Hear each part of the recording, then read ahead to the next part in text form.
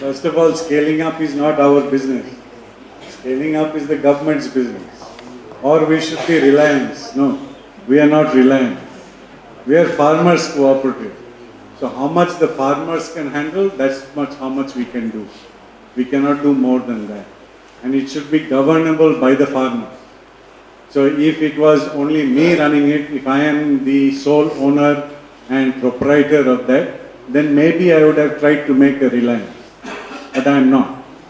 And our whole principle is to do farmer producer cooperatives, that the profits must go to the farmer, that it should be local.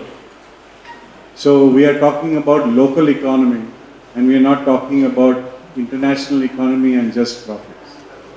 So that's the difference, and therefore scaling up will be very slow because the investment required for scaling up is huge. You have seen our per farmer cost is huge. And that's the kind of investment that is actually needed if you don't want to just make profit. If you want that the farmer's whole life is dealt with, then the investment is a lot. I agree with you. Scaling up is the responsibility of the government. So now state government is planning to promote 130 clusters in the state. Each district 10 clusters, 10,000 members. Now under RKV they are going to promote. Having rich experience in the promotion of organic clusters, what Dharani is going to contribute or suggest strategies and policies to the government. That would be great contribution to the state. Yeah. So Dharani is a business enterprise, and Dharani will do anything only for profit. So if it is profitable for Dharani, it will help. If it is not profitable for Dharani, it will not help. Simple. Okay? So, but Timbaktu Collective is a social service organization.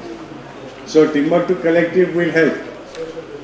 But because Timbaktu Collective also needs to earn money and is not ready to do free service for the government, which is its work, if they pay us, we will do it. Yeah, but expertise doesn't come free. And we have over 100 farmers who are trained. They are trained trainers who can train both in cooperative building and in farming and in medicine, organic inputs, and they are well trained, highly skilled farmers. There are over 100 of them. So if the government wants and is ready to pay them, we are willing to help the government.